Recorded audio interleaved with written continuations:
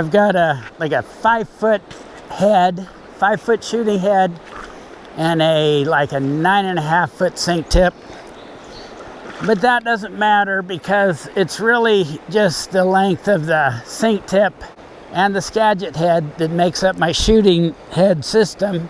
It's about 15 foot long on a 8-foot rod. That's all that matters. That's the trouble with those OPST heads, they're too long. And that sucked. 90 grain sink tip, 9 foot long. And I've got about a 5.5 leader, 5 foot leader, something like that, and a dumbbell-eyed fly. And the trick to making this thing bomb out there and hit the tree, the trick is to not wait too long. You don't want to wait to feel like your D-loop is loaded. Get the anchor next to me and then dump it, do my poke, and then go out and around and cast. Totally continuous motion. I don't wait for the D-loop to form and for everything to be pulling back on me. I just go out and around and cast. And that is the best cast I get out of this. That one hit the bank. The best casts are the ones that I cast before they feel like they're ready to cast. I want to smooth out and around over the top. Don't wait for the D-loop to form. Just cast it before you think it's ready. Out and around, boom. With this single-handed Skagit casting, don't wait for your big D-loop to form. Just trust your tempo. Out and around over the top. I cast it before it really feels like it's even ready, but I trust in my tempo. It's not that you want to peel with this big powerful peel. It's that you want to have a smooth out and around motion.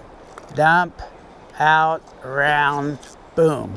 It just flies off there when you don't rush it. I want to smooth out and around over the top. Don't wait for the D-loop to form. Just cast it before you think it's ready. Out and around, boom. See, I cast the D-loop form.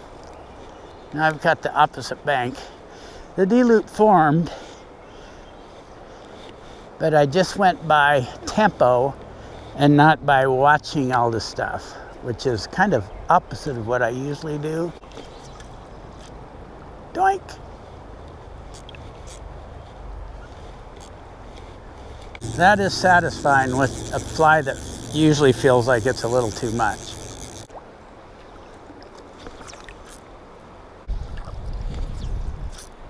That thing just jumped off of there.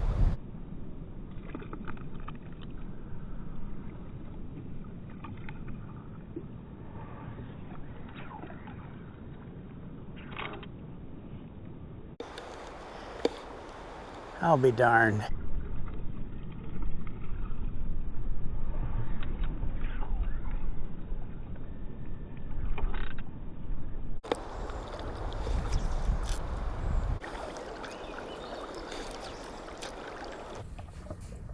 What's totally weird about this cast right here is there's no peeling going on, which is weird. I didn't know that when I was doing it, but instant replay tells us no Skagit peel. Get the cast flies.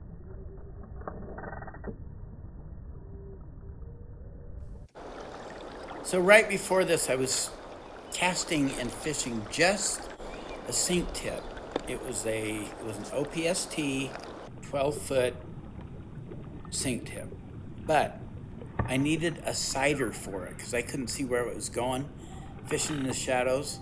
So I added this 5.5-foot chunk of, just fat line I found in my tackle, and this was my setup, and this worked great. I have no idea how many grains it was. Here we go. Dump it out and around and over the top. and I cast before it feels ready. I don't rush it. I make a smooth sweep out and around, over the top.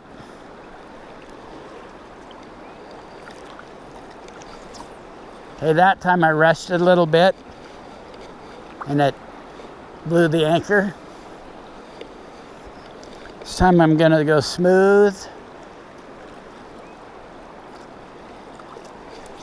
and bang. It just shoots out there like a mother if I do it before I think it's ready. I don't know if that makes sense. But here's the opposite. The opposite is when I dump it, then go out and around and wait, and then cast. See how it foils the cast?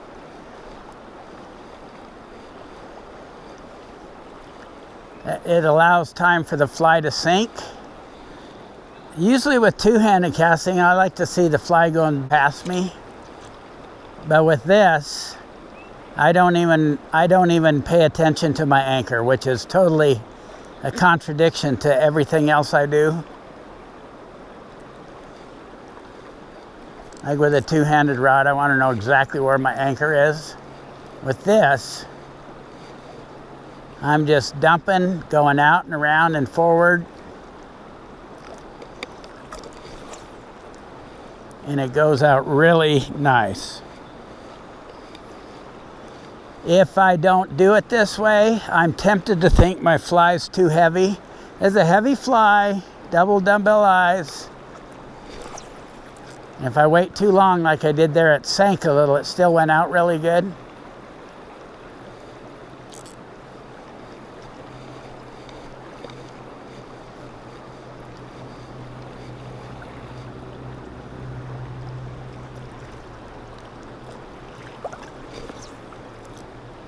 And away she goes.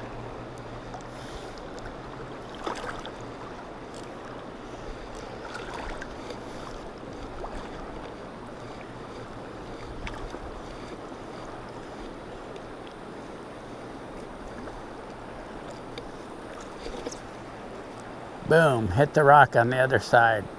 Oh no, got that branch.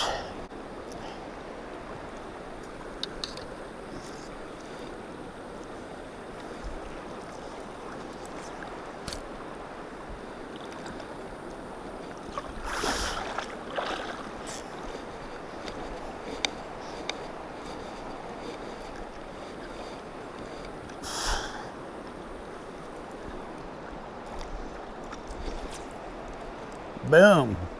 Just flies. So much fun.